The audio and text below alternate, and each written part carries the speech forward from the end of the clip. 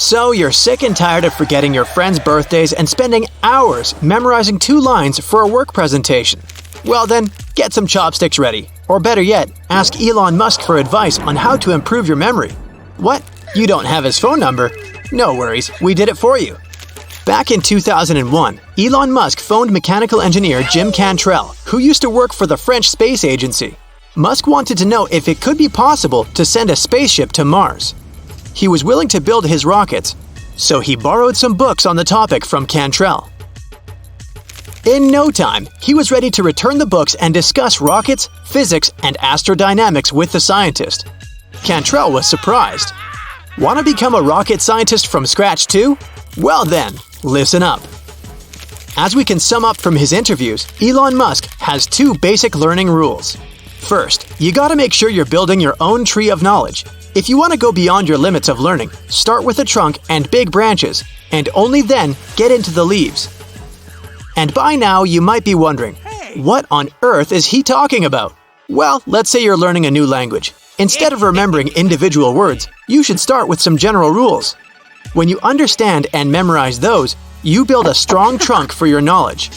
It works for anything you're trying to learn, from physics to TikTok trends. The second rule is that you can't remember what you can't connect. Elon Musk never learns anything at random. He connects every new piece of information to some deeper, more solid base he already has.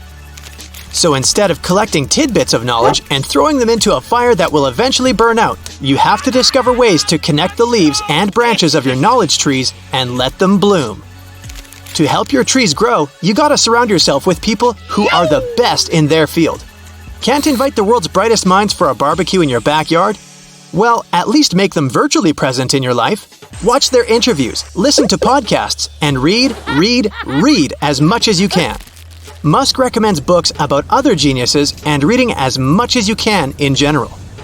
When he was 9 years old, he devoted himself to reading the complete Encyclopedia Britannicas and then moved on to science fiction books for around 10 hours daily.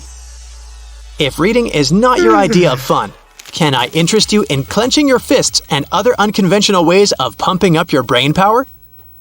99% of the world population has a dominant hand. What's yours, by the way? Yeah, I mean the one you use to write, make food, paint, etc.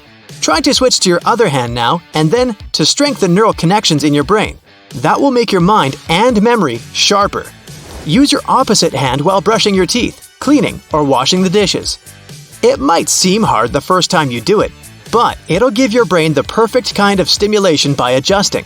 Just keep practicing this exercise regularly. And don't do it while you're driving your car. Zumba, salsa, jazz dance, hip-hop, dance your heart out as often as possible. Enroll in dance classes, or watch an online video with some dance moves you've already thought looked cool when others were doing it. When you learn new dance moves, you boost your memorizing skills and processing speed. Try using all your senses in everyday life.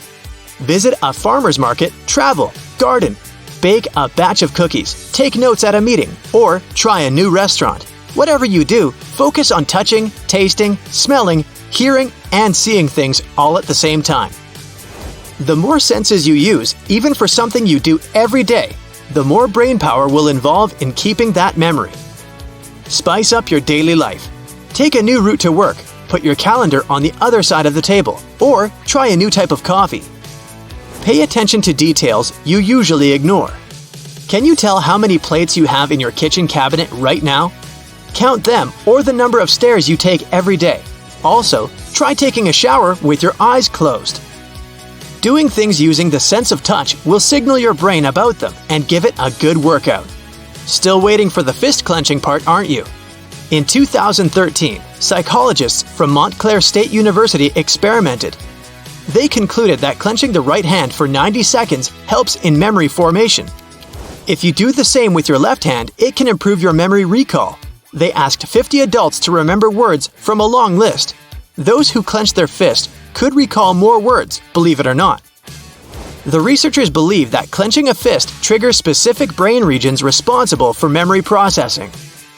Can you remember the name of that girl someone introduced you to at their birthday party? Or that nice mechanic who helped you fix your car?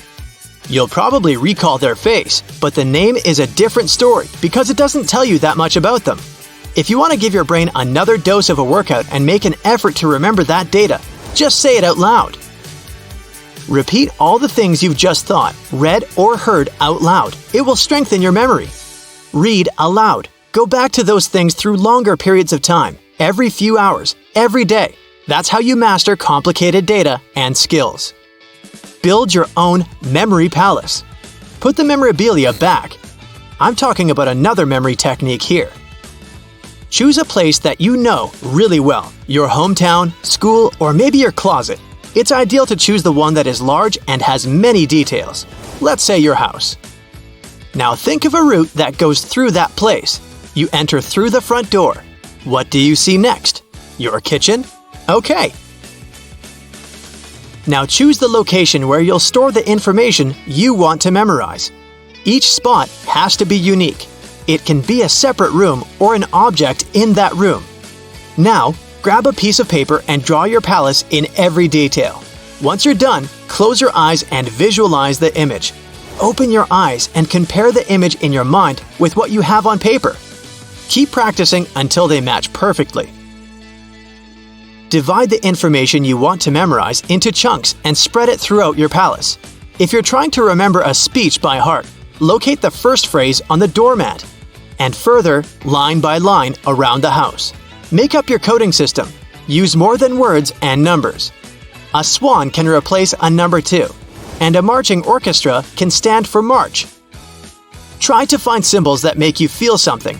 They can be moving and making sounds. Whatever helps you remember them.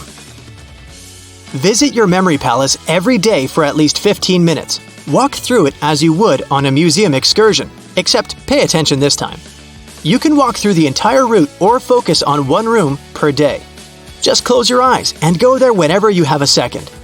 You can use the same palace over and over. Just refill your chosen spots with new information and set on a new tour. You can also go royal and use more than one palace at a time. Say no to GPS. Not when you're driving through some unknown city at night, of course, but every now and then. A 2013 research found that always relying on technology to guide you causes a part of your brain called the hippocampus to shrink. It's responsible for spatial memory and relocating data from short-term to long-term storage.